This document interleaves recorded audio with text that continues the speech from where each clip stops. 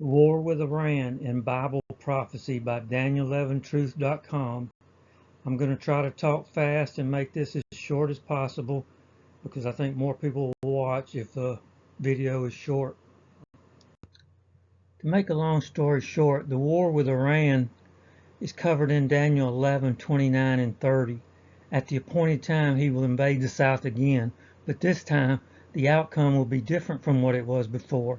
Ships of the western coastlands will oppose him. This perfectly describes the current war with Iran because the king of the north is Iran, or the Shiites, and his allies and proxies in the region, but mostly Iran. The king of the south is Saudi Arabia and the GCC countries, such as UAE, Bahrain, Qatar. Ships of the western coastlands is the US and Europe, but mainly right now it's the US. So he will invade the south again, just like Iran invaded Saudi Arabia and the GCC countries. They probably wouldn't have if the United States and Israel didn't attack them first, but however it happens, it happened. But this time the outcome was different because the South didn't attack them back. On the other hand, rather than the South attacking, ships of the western coastlands, the United States opposed Iran instead. So this is unique in this period of time. This has never happened before and probably never happen again in a case where the North attacks the South, and instead of the South attacking back, ships from the West attack instead. So, I'm almost positive, 99.9%, that Daniel 11:29 and 30 is the current Iran war in the Bible.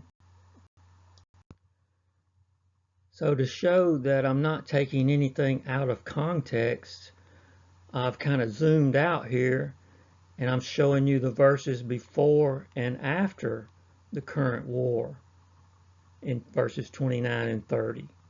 So I'll get to the after in just a minute, but first let me focus on the first two verses here to show what led up to this appointed time. So these are the first two verses in the previous slide, 27 and 28, that lead directly to the current war with Iran. It says the two kings will, with their hearts bent on evil, will sit at the same table and lie to each other. That resulted in the JCPOA, the Iran nuclear agreement, which was finalized in July of 2015. It was implemented 6 months later in January of 16 when Iran came into compliance. Let's skip ahead to verse 28. It says the king of the north will return to his own country with great wealth. That supports the JCPOA because it's related to the UN General Assembly in September of 16 when Iran complained that the US was not complying with the agreement. It was actually President Rouhani, and after he complained, the very next month, in October of 2016, US sent him up to $150 billion just weeks after he returned from the UN General Assembly in New York. So it fits this verse perfectly because the king of the north returned to his own country from New York with great wealth, which came just weeks later in the form of cash, 150 billion worth. But his heart will be set against the Holy Covenant. The Holy Covenant is Israel. And of course, Iran used part of that cash to fund their proxies in the region, such as Hezbollah in Lebanon, the Shia militias in Iraq and Syria, and the Houthis in Yemen. And for years and years, set them against Israel. So let's go back to verse 27, and it says that after they sit at the same table and make an agreement, God said, but to no avail, because an end will still come at the appointed time. See, God had an appointed time in mind, and he wasn't going to let some kind of agreement spoil that appointed time. Because if the JCPOA had been left alone, everybody could have just lived happily ever after, maybe, because Iran probably would have stayed in compliance the whole time. But to no avail is because Trump dropped the U.S. out of the agreement in May of 18, just a year and a half into his first term, and that started the downfall of the JCPOA. Of course, not right away, because the E3 stayed in the JCPOA because Iran confirmed it with the E3, which is UK, France, and Germany, and they didn't end the JCPOA until October of 2025, when they invoked the snapback sanctions. But notice from 18 to 25 is it almost exactly 7 years. I think that confirmation was Daniel's 77, when in Daniel 9:27 it says, he will confirm a covenant with many for 1/7. Well, the E3 is many, and he confirmed it for 1/7. And then after they ended it for good, the snapback sanctions wrecked Iran's economy.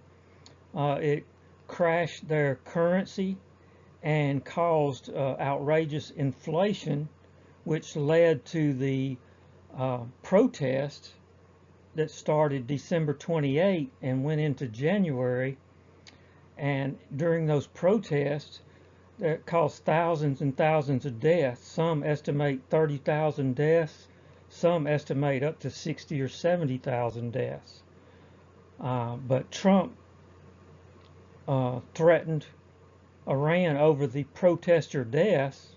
Of course, the protest ended without Trump doing anything.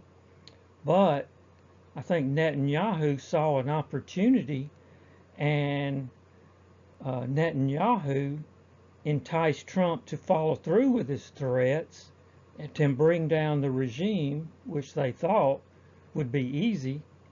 And then so Israel and the U.S. started a war with Iran February 28th. And I've already discussed verse 29, but that's how it led up to it. So you could draw a straight line from them sitting at the same tables and lying to each other, making an agreement, and then but God said to no avail, because the agreement was broken, led into Daniel 77, eventually ended, and then events directly led to the current war with Iran. So these verses are directly related. So this is all the verses together again from 27 to 31, with the current war in the middle here, 29 and 30. So what might happen next? Well, it says, well, after the ship of the western coastlands oppose him, he will lose heart. Well, lose heart doesn't necessarily mean surrender. To be disheartened is more like being disappointed or discouraged or generally saddened because things aren't going your way. So once that happens, he will turn back and vent his fury against the Holy Covenant. And like I said, the Holy Covenant is Israel. So he will turn his focus back to Israel and vent his fury. And how might he do that? Well, he will return and show favor to those who forsake the Holy Covenant. And this word "those" is important because it introduces another group into the picture. Because this is not Iran. Iran is the one showing favor to another group who forsakes the Holy Covenant. And who might this be? Well, I could be wrong, but the most likely group right now, in my opinion, is the Palestinian Islamic Jihad, because they used to be in Gaza, but with the war in Gaza taking place, they've kind of moved over to the West Bank. And according to an article I read, they're mostly in Jenin and Hebron right now, I think. Their main headquarters is in Damascus, but they have an office in Tehran. So they have a direct connection to Iran, and they are an ally of Iran. They've been getting money from Iran for a long time, but they're currently more located in the West Bank. So it might be them who forsake the Holy Covenant. And how might they do that? Well, it might be the Palestinian Islamic Jihads whose armed forces rise up to desecrate the Temple Fortress. I've always thought this would happen from the West Bank, just simply because of the location to Jerusalem and the Temple Mount. And the Temple Fortress would be the western wall next to the Temple Mount.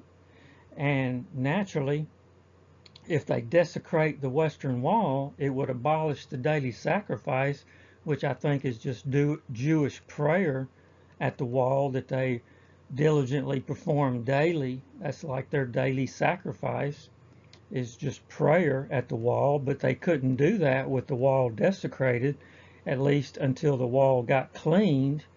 But naturally, they couldn't clean the wall during an armed uprising. So during that uprising, someone would set up the abomination that causes desolation. And no one really knows what that is, but abomination just means something hated by God. So it could be anything. But when that is set up, the sixth seal rapture will happen. So I'm talking about the pre-tribulation rapture, because seals 1 through 5 are already happened in the past 2,000 years. Seals 1 through 5 happened. So when I say the sixth seal rapture, I'm talking about a pre-tribulation rapture, but the post-rapture tribulation is just the trumpets and bowls in Revelation, not the seals. So going back to verse 27, it says, an end will come at the appointed time. This end, notice it says an end and not the end, because an end is the rapture, which will start the end. It will start the trumpets and bowls, which is God's ending in Revelation. When Daniel 9:27 says the end that is decreed is poured out on him, it's talking about the trumpets and bowls in Revelation are poured out on him. And it happens at the appointed time, which, like I said, at the appointed time, the north invades the south, and then the west opposes him, which is happening now. So we are at the appointed time, and an end comes at the appointed time. And that end is the abomination that causes desolation, which is directly related to the sixth seal rapture. So, everybody needs to be saved now before the abomination takes place, because once that happens, there will not be any time to be saved after the abomination happens. And contrary to popular belief, there's no second chance for Gentiles during the post-rapture tribulation.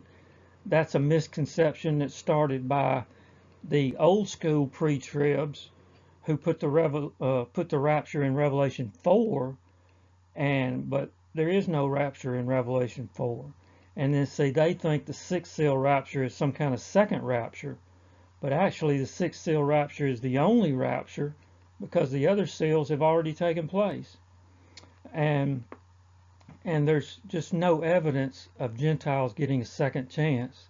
The only ones who get a second chance is the thousand Jews who are sealed by God in Revelation 7, and they get a second chance because they're martyred in Revelation 14, and then they become priests during the 1,000 years of Jesus' reign. But that's not for Gentiles. That's only for the 144,000 Jews. So the time to be saved is now. Don't believe the post-tribs who think that you can watch all this happen, the abomination and the rise of the Antichrist and all these things.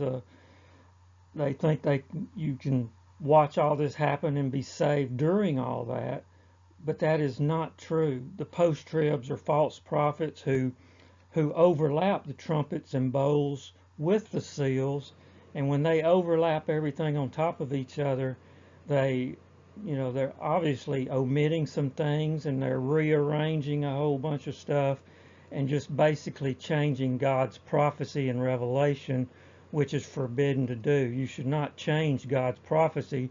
That's what makes them false prophets. So don't listen to them. The time to be saved is now, before the abomination takes place. And it could take place any time now.